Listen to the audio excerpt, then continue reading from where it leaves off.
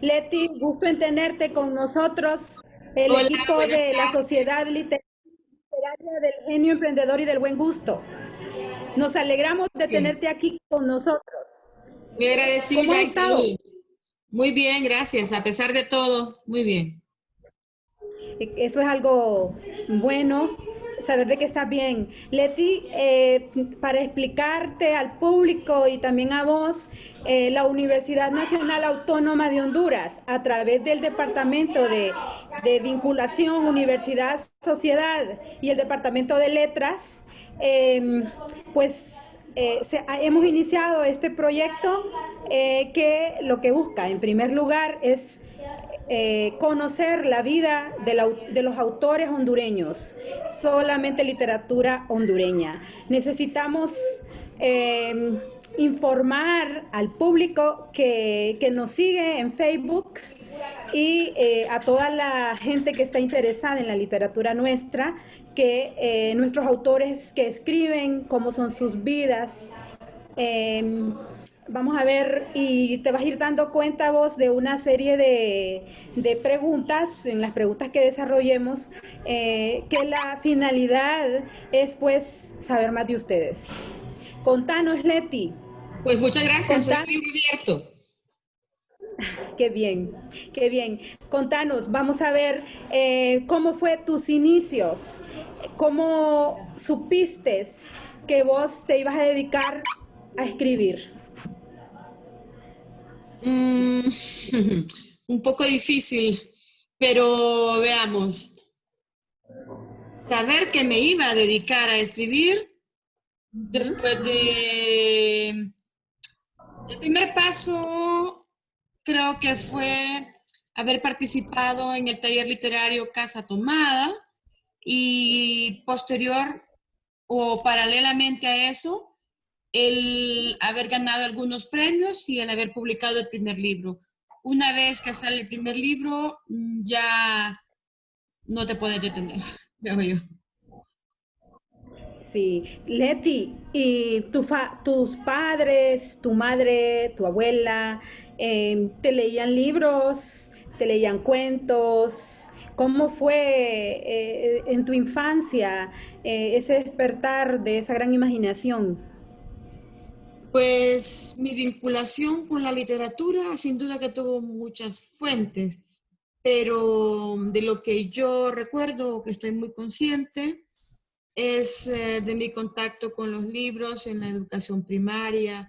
Recuerdo mucho los libros de la Escuelita Alegre, sobre todo el de segundo grado, porque tenía una mezcla, una, una combinación de literatura de diferentes culturas.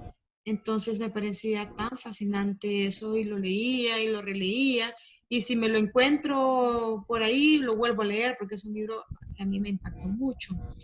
Y mira, mi abuela me contaba historias, sobre todo de la vida real de las mujeres en su época, de su época de joven, de niña y bueno, y en toda su época, ¿no? Entonces, pero la abuela no fue a la escuela, o mejor dicho, no le dieron el derecho a la educación por ser mujer. Es decir, Sí. ella es de un hogar donde no había problemas económicos realmente, pero la educación era para los hijos varones, para los hombres. Se consideraba que era malgastar el dinero. No había que invertir pues en las hijas mujeres porque total pasaba pronto a ser pertenencia de otro hombre, ¿no? De que fuera su marido.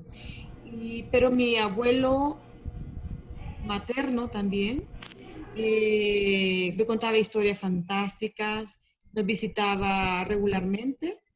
Él era un botánico, un famoso curandero en Pespire, pero cuando venía lo que nos traía era sus alforjas llenas de frutas, anonas, ciruelas, mangos, pespire, y estas frutas que se dan en esa zona. Pero la alforja que más me encantaba era la que trae las historias, los relatos que él venía a contarme, cosas realmente fantásticas y que era todo su público ahí. Había otro niño, pero creo que a mí era la que me encantaba oírselas. Entonces yo diría que esos aspectos, esos textos, y me encantaba leerle la Biblia a mi abuela porque ella no sabía leer y tenía sed de conocimiento de la Biblia porque era muy cristiana. Así que estas fueron influencias, creo yo, muy importantes desde niña. Literarias. Qué, qué interesante, interesante saber de sus vidas, ¿ves? Por eso es que este proyecto se ha lanzado con ese objetivo. Contanos, tu nombre, Leti Elvir, ¿es un nombre que lo acortaste o vamos a ver, es tu nombre artístico o es tu nombre original, personal? Contanos.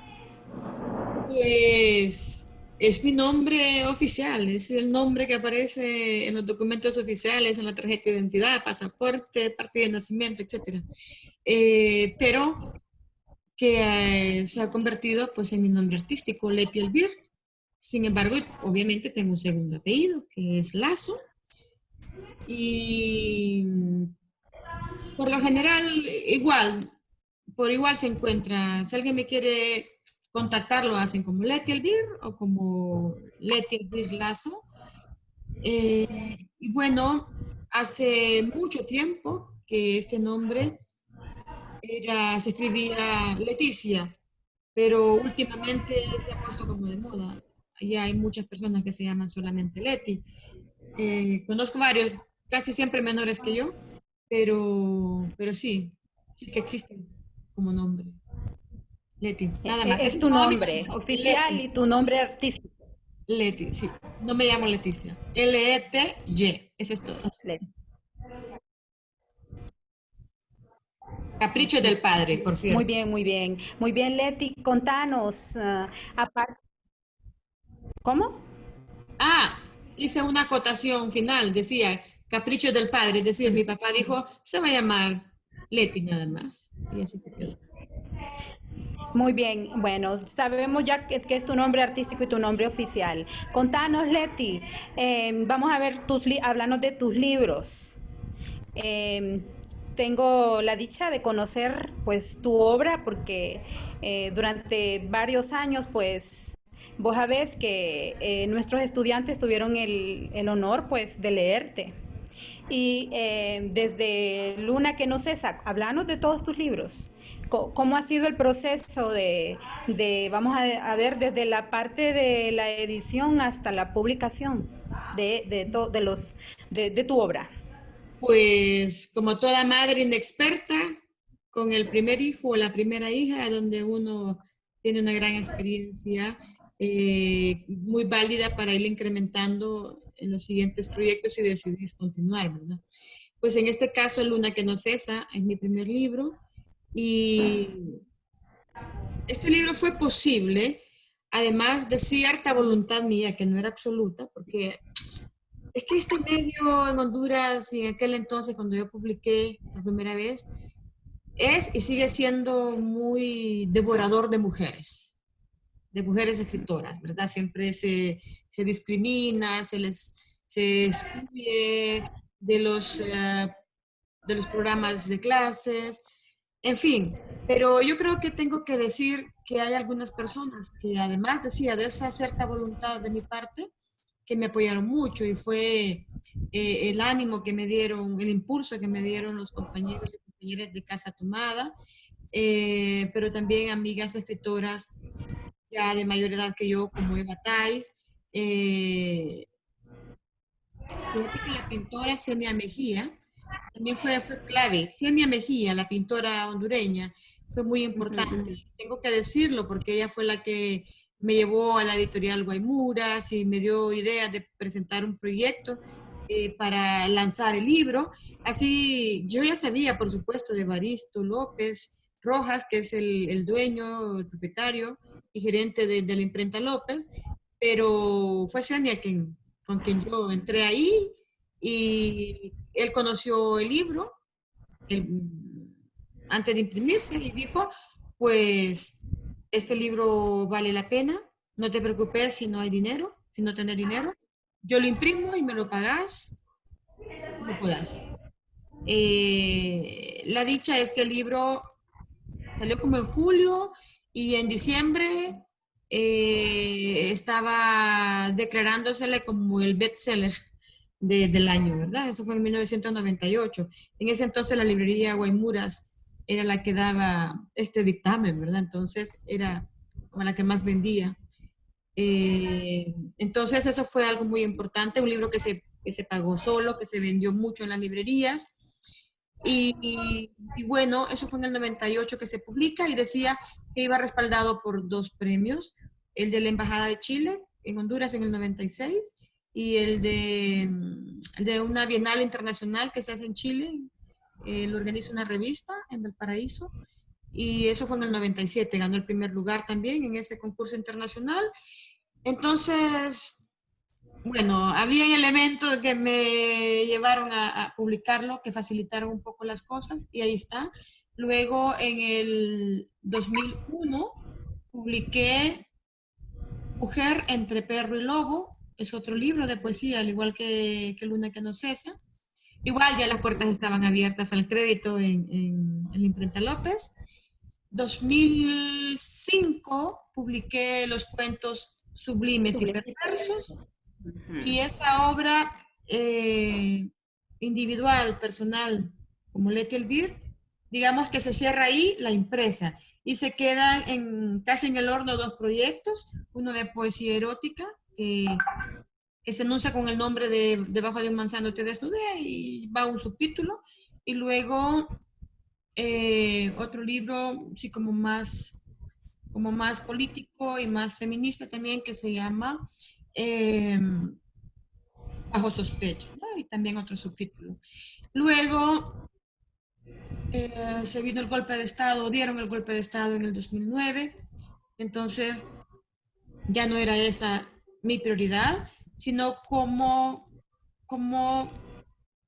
apoyar o contribuir desde mi quehacer como escritora a comprender lo que estaba sucediendo y a conocer qué estábamos diciendo las mujeres desde nuestra perspectiva sobre semejante aberración, ¿verdad? Entonces, me dediqué a organizar, a divulgar el proyecto, a investigar y reuní poemas de más de 50, alrededor de 50 mujeres en una primera edición, que fue una versión en español, también hecha en la López, que se llamó, eh, a ver, Pluma, golpe y pluma. Golpe y pluma, sí, ya no me acordaba el orden, si pluma y golpe, golpe y pluma. Poesía de mujeres resistentes, ¿no? Con resistencia. Entonces, este libro, que fue, ya este libro sí ya salió con la colaboración de la cooperación suiza, no la de Honduras, por cierto, no la sede de Honduras, sino que la otra sede centroamericana, y que pagó la impresión del libro. Así que fue posible en el 2013, en octubre del 2013, y luego en el 2015 salió ya la versión bilingüe español-inglés, porque la Academia Estadounidense la consideró importante divulgarla y se tradujo. Hubo todo un equipo dirigido por la doctora María Ruff, y bueno, es un libro que se estudia en Estados Unidos y fue financiado por MACLAS, una institución de estudios latinoamericanos, y ya ese pequeño presupuesto, lo que hubo, se manejó directamente en los Estados Unidos y fue justo para imprimirlo. Incluso si alguna de nosotras quería tener un ejemplar, tenía que comprarlo. Yo misma compré mi ejemplar y, y algunos pocos que se colocaron en las librerías, que también los compré por si alguna compañera tenía las condiciones económicas y poderla comprar. Mi gran sueño era darles un ejemplar a cada uno, pero bueno, la situación económica estaba muy complejo a nivel personal. Nada ha estado tan complejo después de ese 28 de junio del 2009. Ya vemos cómo estamos, ¿no? Entonces, estos son los libros que han surgido. Sin embargo, también hay otros en los que soy coautora, junto con otras centroamericanas. centroamericanas, nicaragüenses y salvadoreñas que se llama Las Voces de la literatura escrita por mujeres en Centroamérica, o Voces Centroamericanas de Mujeres, ¿no? Entonces, eso ya lo hizo la Universidad de Alcalá de Henares y hicimos una gira centroamericana y en España para presentar el libro y presentarnos a nosotros también, porque el objetivo es divulgar voces de escritoras centroamericanas eh, que, por lo menos en el caso hondureños, la seleccionó un grupo especial y nombrado para la cooperación española, y de Honduras escogieron a Helen Umaña y a mí, y surgió ese libro que también se presentó en Honduras, y, y he participado en otros libros también, pero ya a nivel de ensayos, ¿verdad?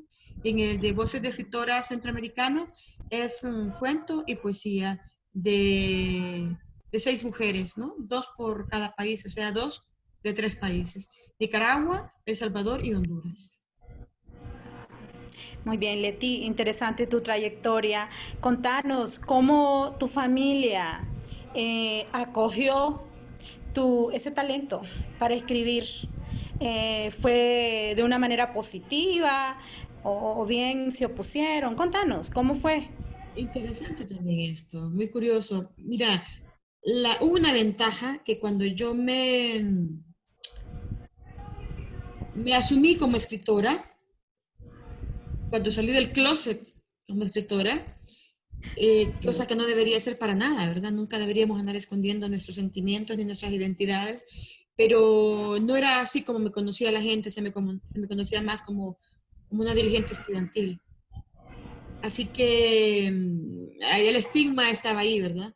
Como te encasillan, si sos dirigente estudiantil, pues no puedes ser No te- sensible. Mm, Cuando como que mm, si no, como que si al convertirte en, Como que asumís un dirigente contrato. estudiantil, es porque no, es justo por lo contrario, y es porque estamos sensibilizados con los problemas del país y de la gente. A mí me ha interesado mucho el derecho a la educación, así que eso fue lo que a mí me hizo eh, involucrarme y organizarme en organizaciones estudiantiles. Pero decía, entonces cuando ya salgo o me expongo como escritora, yo ya soy, digamos, independiente económicamente, pero nunca faltaron algunas frases como: nunca vas a salir de la pobreza si te dedicas a escribir, escribir no da dinero. Además, también cuando yo estudié en la Universidad Pedagógica y también estudié en la Universidad Autónoma, y en ambas me mantuve en la misma línea de las letras. Entonces sí me decían cuando estudiante, no vas nunca, nunca vas a hacer nada porque esa carrera no da dinero. Sin embargo, ya desde el primer trimestre me gané una beca en la pedagógica, entonces era independiente económicamente. No, nadie podía imponerme qué quería o qué debía hacer.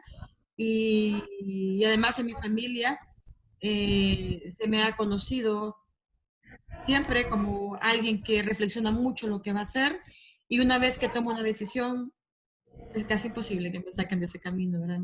Así que eh, pocas frases así, de ese tipo, pero igual yo estaba decidida, y además no ando buscando dinero, no ando buscando ser millonaria eh, para ser feliz o para vivir. Me interesa decir cosas, decir mis sentimientos, decir Tu pensamiento.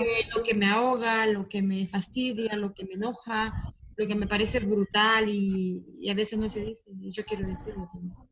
Sí, sí, muy bien. Qué bueno que persistió tu obstinación. Qué bueno para la literatura hondureña. Además, Leti, aparte de todo esto que nos has contado, ¿qué otro tipo de artes? Vamos a ver visuales, como la pintura, la plástica, vamos a ver el teatro, música, etcétera. ¿Disfrutas también aparte de la literatura? Mira, yo disfruto todas las artes, incluso hasta los ritmos musicales que son bien criticados. Me molesta la letra, pero el ritmo, no El tengo nada reggaetón. contra nada si es arte, ¿me entendés? Y para mí, si un ritmo hace que mi cuerpo se mueva, pues eso es arte. Así que la bailo, cada cosa en su momento. Ahora Claro. bien, a veces me he puesto a pensar, cuando me quedo escuchando la letra de las canciones, independientemente del ritmo que tengan, ritmos sublimes incluso, pero escuchás la letra, entonces yo diría, caramba, nunca bailaría, o casi nunca bailaría, porque casi todo es ofensivo contra las mujeres y contra las Sí. cosas hermosas. Entonces, pero sí, soy muy sensible a todos los tipos, a todas las expresiones del arte y todas las expresiones humanas, porque ahora hasta con las computadoras están haciendo arte, no se ve tan mal del todo, bastante abstracta, pero la verdad a mí me importa más si la hace una persona humana, porque algo quiere decir. Y me fascina recorrer museos, me fascina ver las pinturas que están en la calle. Ojalá y también las pudiera comprar, pero me quedo en el plano más visual, ¿verdad?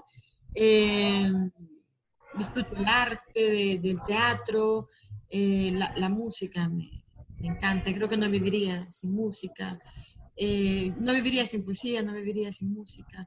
Pero hay un arte que, que me acapara todo y es capaz de abstraerme, y es el arte de la naturaleza. Yo voy a un bosque, a un río, bueno, a los ríos que todavía están vivos en Honduras, en otros países, un árbol, aunque suene un poco raro, yo lo abrazo, los árboles, los veo y me llaman y los veo tan bellos y les hablo, y el verde de las plantas, las margaritas en la grama, y a veces irlas pisando y voy, perdón, perdón, pero es que hay tantas que no las puedo evitar. Eh, los cisnes, bueno, todas las aves, todos los animales, me parece hermoso, los La caballos, naturaleza. todos. Es decir, creo que la mayor obra de arte es la que hizo la naturaleza y la naturaleza misma. Y como parte de la naturaleza, nosotros, los humanos, Somos nosotras las nosotros. humanas, somos Sí. una belleza realmente. Por supuesto, hay seres vivos que parecen personas, pero no son seres humanos. Esos que se dedican solo Monstruo. a dañar a los demás, a las demás, son monstruos, Sí. son Totalmente de acuerdo. serpientes realmente salidas de lo demoníaco. Sí, totalmente de acuerdo, Leti. Contanos, ¿cómo miras la función vamos a decir, de la educación? ¿Cómo están abordando a la literatura para nuestros jóvenes? ¿Se está leyendo en el país? ¿Cómo, cómo consideras vos este papel, no solamente de los entes gubernamentales, como el Ministerio de Educación, como todo el sistema educativo llegar a la educación superior? ¿Están leyendo nuestros jóvenes o realmente hay un papel muy pobre? ¿Qué pensás?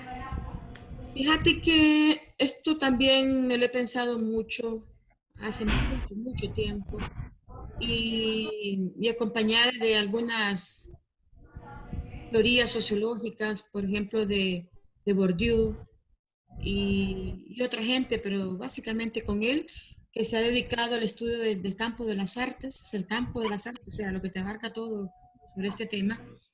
Y de hecho tengo un ensayo publicado que se halla, solo das clic, Let It Be, ensayos, Ujú, por si ujú. alguien no se graba el nombre, porque se llama El sintagma olvidado en el canon de la literatura centroamericana. En primer lugar, lo que yo observé, incluso desde que era estudiante, es que era un canon literario, o sea, el canon literario, el que te dan a conocer, lo que te dan a conocer en la literatura, que excluía a las escritoras. Cuando terminas tu carrera académica, me refiero a tus estudios previo, digamos hasta el pregrado, hasta una licenciatura, o no digamos a secundaria, te das cuenta que el 99.99 de lo que lees es escrito por hombres. Entonces Hombre, no sí. conoces la otra versión, no conoces eh, el otro sentir, no conoces las voces en directo de las mujeres, sino que las mujeres contadas por otros, pero no sabes realmente lo que está pensando esta mujer, o estas mujeres que también escriben, pero que las aplastaron y las cubrieron. Entonces, eso, primero descubrir que hemos tenido una educación misógina donde odia y excluye a las mujeres, tanto en educación primaria, pero y sobre todo en la universidad. donde ya se vuelve menor, es como la cúspide del triángulo y es todavía peor. A las mujeres no la ves, quizá te mencionen, y salvo excepciones. Por ejemplo, yo tuve algunos docentes que sí me hablaron de las mujeres. Por ejemplo, Eduardo Bar, ¿no? Hablando de profesores hombres, ¿no? Y luego en la universidad me refiero a la UNA, Gloria Carías me habló mucho de las mujeres hondureñas y, y me enojé tanto cuando empecé a descubrir, ella mencionó algunos nombres. Yo dije, todas esas mujeres han escrito y han publicado y eran exitosas en el plano de lo que escriben, pero que no se dio a conocer. Así fue como me fui vinculando con algunas escritoras, como con Eva Tais, por ejemplo, cuyo nombre es, Sí. el nombre oficial es Edith Carrius, y Eva Tais, pues su nombre artístico. Entonces, es una educación, como te decía, muy misógina, excluyente de las mujeres. Eh, ¿Por qué? Porque son programas hechos por hombres, ¿verdad? Y se aprueban ahí en los departamentos de letras, de las universidades o en el Ministerio de Educación. Y como que algunos lo hacen inconscientemente, pero la mayoría es porque consideran que lo que escriben las mujeres no sirve o es de muy baja calidad.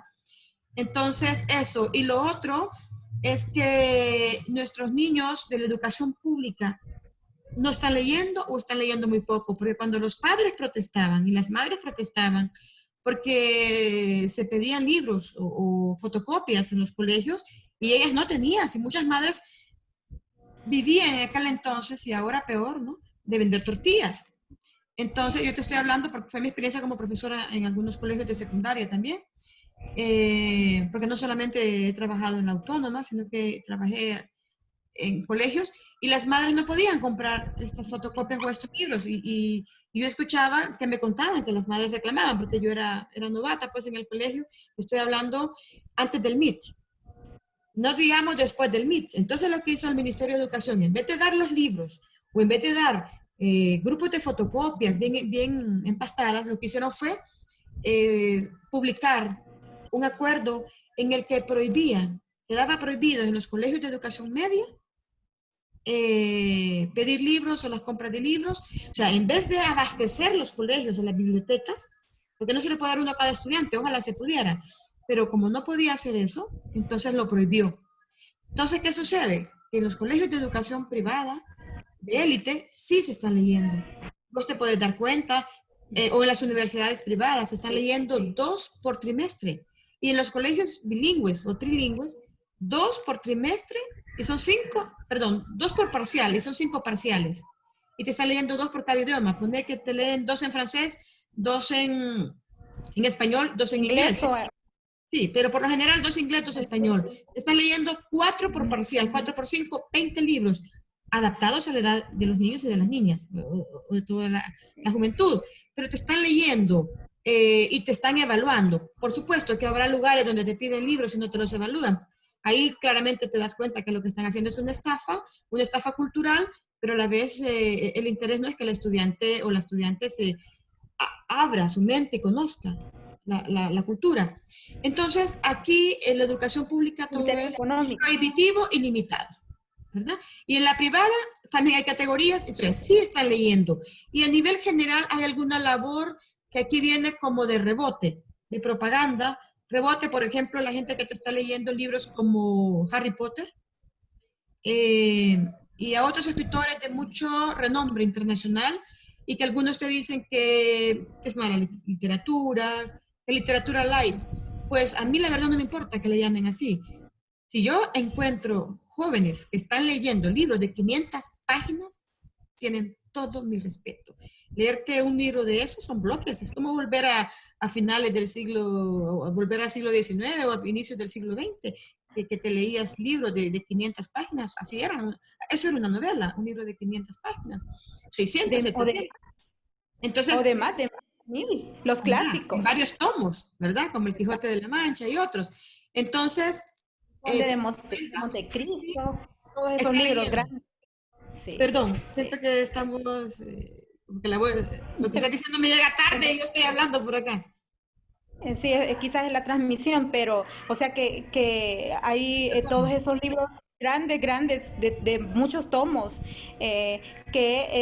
como El Conde de Montecristo, por El Quijote ejemplo. que mencionaste, Entonces, y Los Miserables. hay algunos que dicen, a mí háganmelo en película. Bueno, ese es otro arte, el cine. Fascinante, fascinante. Es el que está en la cúspide en Claro. este momento. En ese ensayo que te digo, sin tema olvidado, analizo un poco ahí cómo se han ido moviendo los géneros literarios. Entonces, el género literario que está en la cúspide es, digo, los géneros artísticos. Si en algún momento fue la poesía o la pintura o el teatro, en este momento el cine está en la cúspide. Entonces, de ahí que están las novelas, lo que te dicen es, son series y son novelas, ¿verdad? Y te la están poniendo en versión Sí, tipo cine. Entonces, pero todas estas sí. artes son hermosas, pero lo ideal no es lo mismo verla que leerla. Entonces, sería bueno que leyeran y después pudieran ver la película. Entonces, en concreto, diría que nada, no es homogéneo. Unos están leyendo, otros no están leyendo. Eh, y habrá un grupo pequeño también, a pesar de que mucha gente tiene una computadora, pero sigue siendo un grupo pequeño, el que lee, computadora e acceso al Internet, que está leyendo libros virtuales. De la virtualidad, y frente a esta pandemia también, donde la educación ha sido básicamente virtual, me está preocupando algo, y es los largos, el tiempo que se están exponiendo a la pantalla y al wifi nuestros jóvenes, nuestras jóvenes, porque esto es muy dañino. El cerebro está todavía en proceso de formación. Y entonces ellos te dicen, por ejemplo, la educación en Francia y en lugar, y no creas que en todos los países, pero por ejemplo Francia, no puede estar una niña o un niño frente o expuesto a la pantalla más de 3 horas. Entonces las clases son videoconferencias por 3 horas.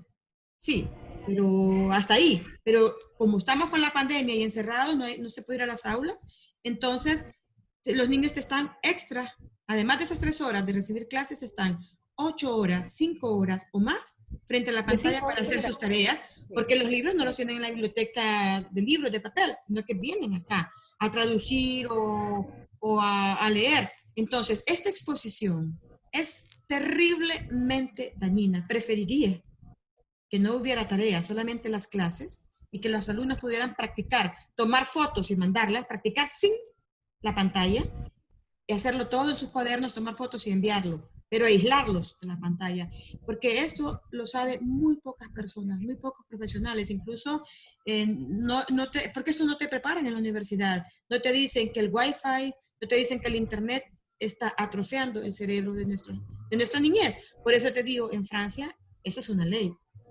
reciente, pero es una ley y la respetan. No te pueden colocar antenas de telefonía celular cerca de las en escuelas. las Y aulas.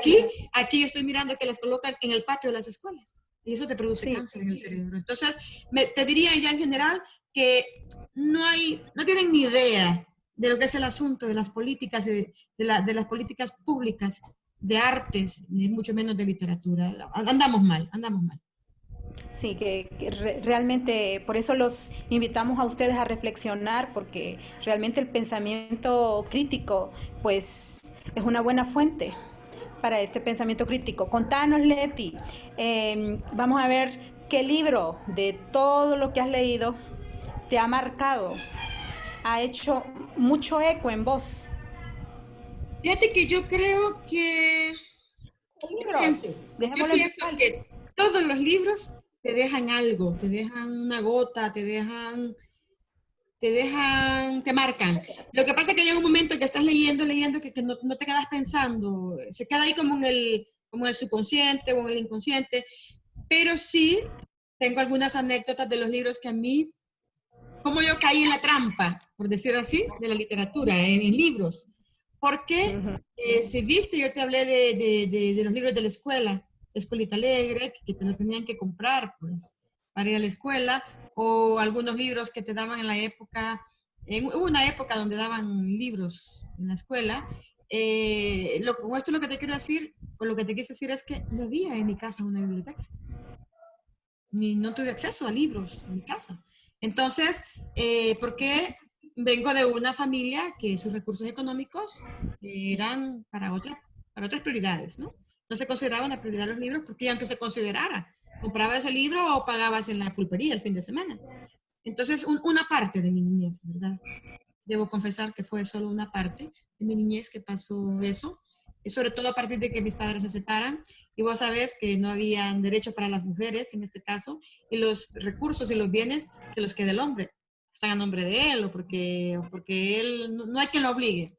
Entonces, mi padre, con todo lo hermoso y lo bello que ha sido conmigo, pero una vez que se separan, yo tengo como unos 6 años y medio, mi situación económica da un traste, ¿verdad? Entonces, la parte económica no daba para los libros a partir de eso. Mi madre se convirtió Sí. en una asalariada. Entonces, el punto es que cuando yo voy yo estudié ciclo común en el Central, ya sabes, un colegio inmenso para aquella época, hoy para una niña de 12 años. Entonces, en los recreos, a veces sí me gustaba jugar, pero lo típico era que las niñas se sentaban en los pasillos y conversaban. Pero las conversaciones en el grupo que yo estaba, no sé si supongo que los demás también, era los chicos, ¿no? Los novios, y más de alguna ella tenía pareja, ¿no? Ya eran un poquito mayores. Y entonces, no sé, digo pareja sentimental, pareja sexual. Entonces, como que esos temas sentía que yo no aportaba mucho y no era lo que me interesaba en ese momento. Entonces comencé a deambular por los pasillos del Central para podérmelo, porque para mí era una encrucijada. Bueno, yo con las cuestiones de espacial, tengo que repetir para aprenderme bien la dirección de Soy un lío. Entonces yo deambulaba y en eso entré a un salón inmenso. Para mí todo era inmenso en ese entonces, porque, por la edad y porque también soy pequeña de estatura. Así que entré a la inmensa biblioteca y, tenían cerca de los ficheros uno dominó juegos, ¿no? Entonces vi el juego, lo toqué, me trajeron los ficheros, los abrí y encontré 2 títulos y los pedí prestado. Uno, Los Cachorros.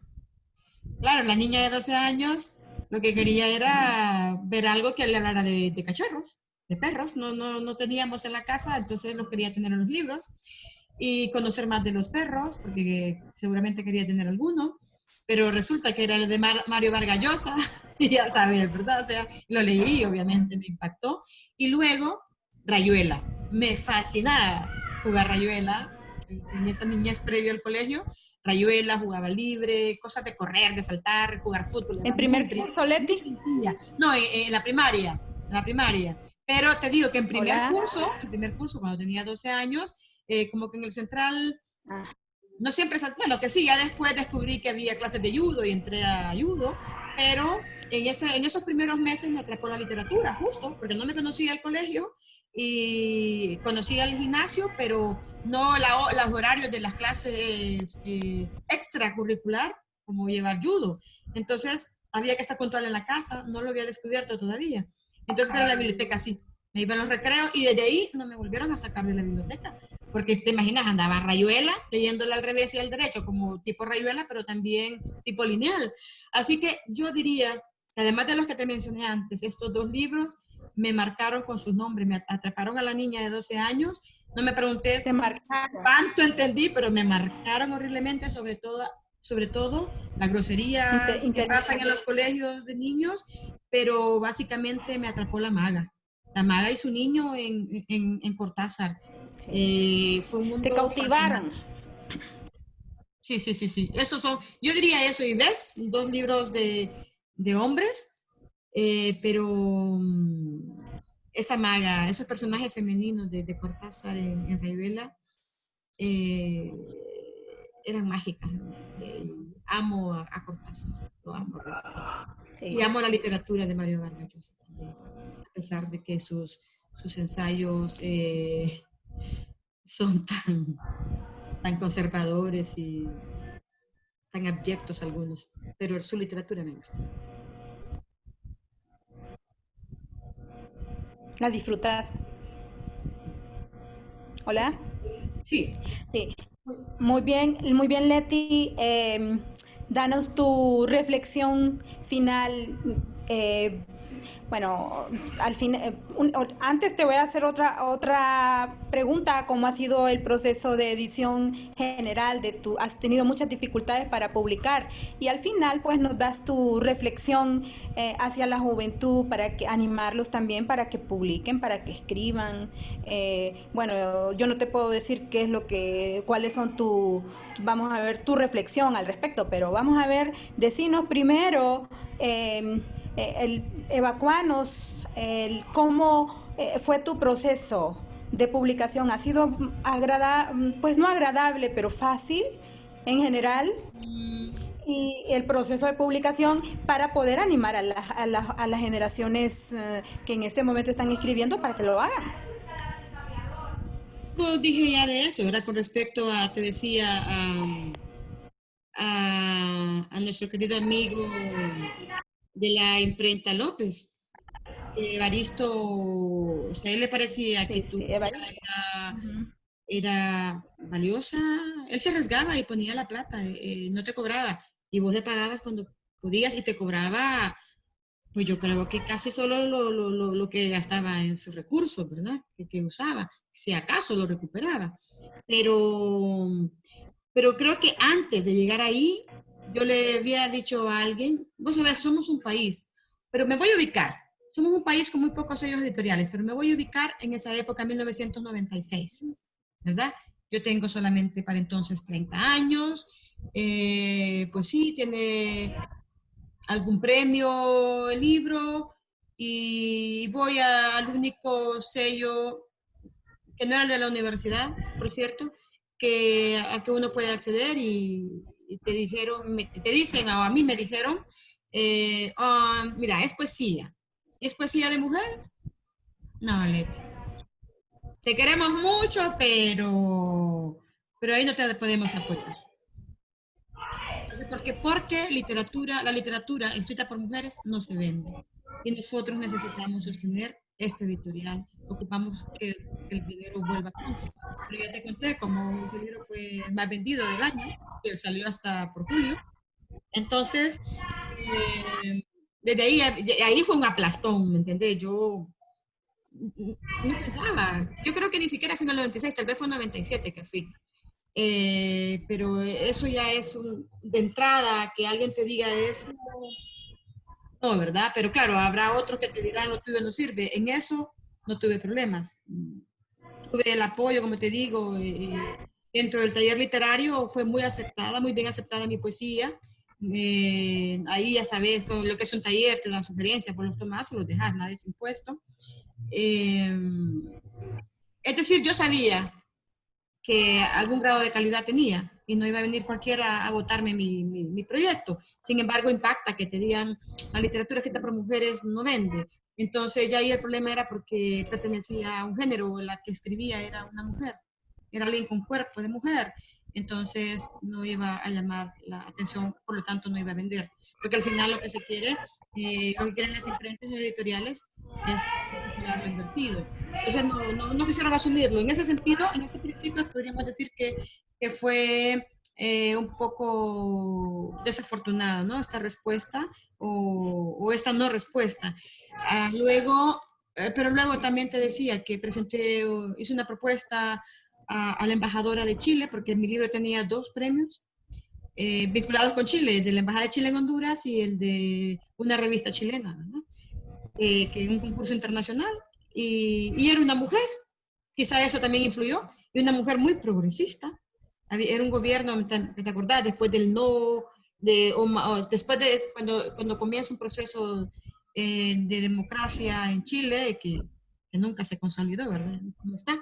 Entonces, pero bueno, lo importante es que esta mujer, esta embajadora, dijo, sí, claro, lo presentamos. O sea, el libro lo imprime la López, la imprenta López, pero lo lanza al público, lo presenta la Embajada de Chile. La Embajada de Chile. Yo le agradezco esta no porque lo haya presentado, es que es fantástica. Vos lees el currículum de ella y es una, bueno, no en balde, porque alguna gente cree que venir de embajador o de embajadora a Honduras es cualquier cosa, no, aquí te mandan lo mejor o te mandan lo peor, por el papel geopolítico del país, ¿verdad? De esta mujer, muy interesante y muy abierta, y antes de ella había un cónsul, el agregado cultural más bien, muy bueno también. En ese entonces yo no tenía libros, pero sí, andaba muy metido con la juventud, con la gente que escribía. Eh, Luego, bueno, las puertas quedaron abiertas. Generó tanta expectativa el libro. Cuando yo digo de tanto, estoy hablando dentro de este mundo pequeño, ¿verdad? De la gente que le interesa la literatura. Y claro, nunca faltó. Digamos que mi, la grada más grande que yo tuve por subir es la de género no literario. Bueno, de alguna manera también porque era poesía, ¿no? Y no era lo que más vendía, sino que Por ser mujer. ese fue el mayor Ser obstáculo. mujer. Primero porque sin leerte venía a criticar que la poesía no sirve o ser joven. Digamos, la O es juventud, la poesía de casa tomada, mujeres. igual. Nos caían como avispas para decirnos, ¡ay, qué triste la poesía! O o qué dura esa poesía. Pues que claro, veníamos de la Guerra Fría y nosotros esa era nuestra experiencia, veníamos de la guerra de los años 80. Entonces, en esos libros tenía que salir lo que nos había marcado nuestra niñez y nuestra adolescencia, nuestra juventud. Y bueno, y en la práctica mirábamos que la guerra seguía, ¿verdad? Seguían matándonos de hambre y de salarios muy Sí. bajos y de pocas oportunidades. Es decir, yo creo que ese fue el mayor problema. Luego, eh, es un problema que no se ve, que no se termina de vencer, sin embargo lo vamos superando, que es el hecho de que esa escritura hecha por mujeres. De ahí que todavía en la actualidad vos mirás que hay mujeres que están escribiendo con nombres artísticos masculinos o con seudónimos masculinos. Eh, de libros bestseller, como los mismos de Harry Potter. No le querían agarrar sus libros porque era hecho por una mujer. Entonces anularon cualquier indicio de nombre femenino y entonces se lanza, ¿no? Porque ese sigue siendo el principal obstáculo. Ser mujer, sin embargo, esta doble o triple lucha que llevamos las mujeres es como una bandera de orgullo también, cómo vamos abriendo caminos y a tal grado que en la década de los 90, pues precisamente en esta década de los 90, que empezamos a producir un montón de mujeres, por más que dijeran cosas en contra de nosotros, o de nosotras más bien, nosotras abrimos las puertas de la literatura hondureña y de Centroamérica. Las mujeres centroamericanas abrimos las puertas universales para esta región, porque los años 90 fueron decisivas para este nuevo siglo y nosotras abrimos el nuevo siglo y no nos han podido sacar y no nos van a sacar. Estamos en todos los géneros y somos los focos de atención en la academia incluso. Eh, Nuestros libros están siendo estudiados en academia estadounidense, canadiense, alemana, eh, latinoamericana. Es que ya no nos pueden parar, no nos pueden parar. Y en todos los géneros nos están estudiando. Si escribimos ensayos, pues Qué tomamos buena ensayos, noticia, poesía, Leti. cuentos. Sí, yo te digo que es un siglo de las mujeres que solamente fue posible por lo que hicieron las mujeres del siglo XX y de antes, aunque no se llamaran feministas. Es que es un siglo, esta es la revolución triunfante y nadie nos para, hermana. Hemos abierto camino y ahí estamos, aunque nos excluyan de los programas educativos, aunque nos excluyan y hablen cosas terribles y aunque nos expulsen, porque incluso a mí hasta me amenazaron de expulsarme, de solicitar que me expulsaran de la iglesia, por haber, les molestó mucho el libro Sublimes y Perverso. Gente del Opus Dei en Costa Rica y aquí en Honduras se paraban en Costa Rica fueron más decentes cuando aprovecharon que fui al servicio sanitario y hasta ahí me siguieron para decirme que estaba ofendiendo todos los esquemas religiosos fanáticos Tradicional. y sí, y que por favor desechara ese libro, que lo sacara que dejara de existir. Y en Honduras, pues, igual, desde el público, hubo una vez un evento, no recuerdo en qué año, 2011, 2009, y alguien se puso de pie y dijo, uy, ese libro es aquí, es allá, no debería leerse, nadie debería escuchar esos cuentos de mujeres así. O sea, les asustaba a los personajes. Entonces, alguna gente no está preparada para la literatura de las Sí. mujeres centroamericanas, hondureñas sobre todo. Interesante, Bueno, y Leti, decía, la que otra ustedes parte, hayan sido la punta de lanza para inaugurar este siglo XXI. así es. Y gracias también a las Lo mujeres que nos último, ¿cuál antecedieron. es tu mensaje final Lo para la recordé. juventud? eh, Bueno, primero para decirles todo el que, público que nos sigue en Facebook, en Facebook. bueno, en primer lugar, si alguien quiere convertirse y salir en las revistas de la gente con mayor dinero en el mundo, sálgase de de las artes, especialmente de la Literarias. literatura. Especialmente la literatura. Pero si tiene pasión por la literatura, lea. Es lo primero, leer. Si usted se apasiona por la lectura, usted va a poder escribir.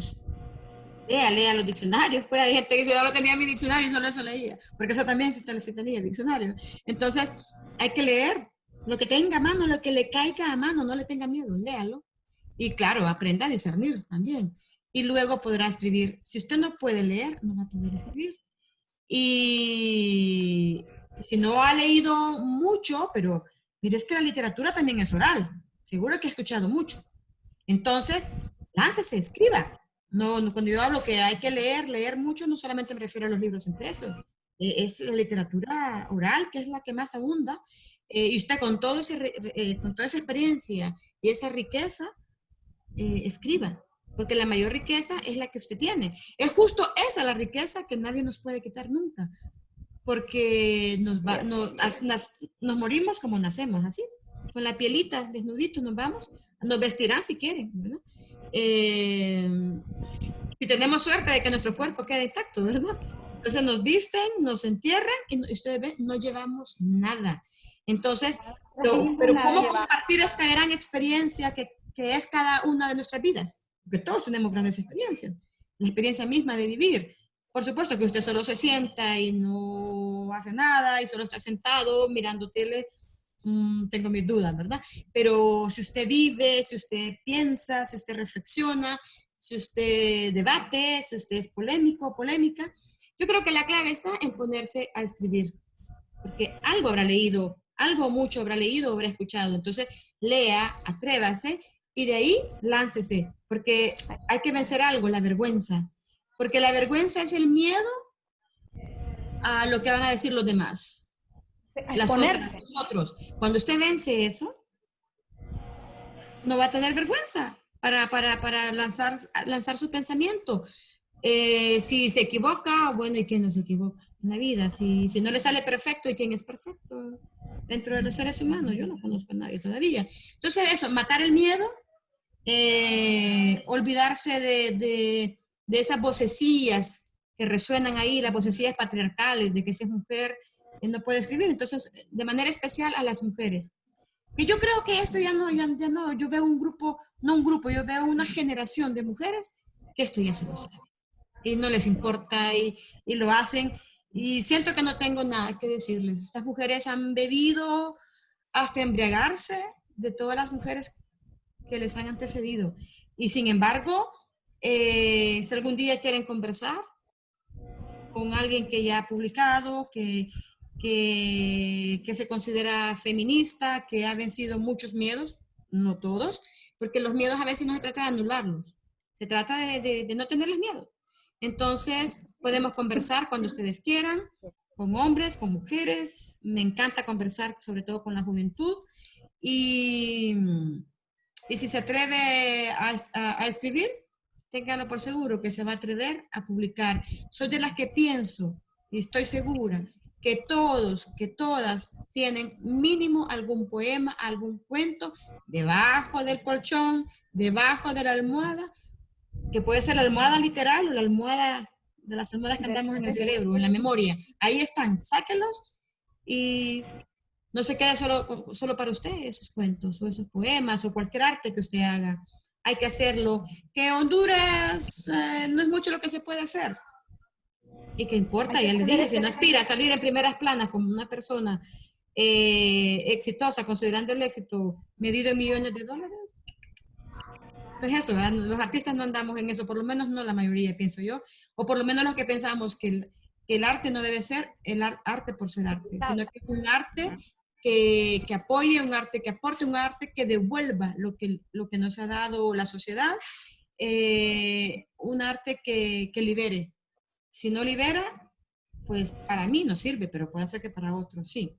Y cómo se libera? Pues comenzar a liberarse de uno mismo o una misma. Y comenzamos cuando sacamos todo eso y la convertimos en poesía, cuando sacamos toda la locura que tiene este mundo, todo el odio que hay contra las mujeres, todas las violaciones que hacen contra los niños, contra las niñas, Toda la eh, violencia. toda la violencia desatada contra la gente más vulnerable, tantos gobiernos y países en manos de psicópatas, lo dicen los psiquiatras, no lo digo yo.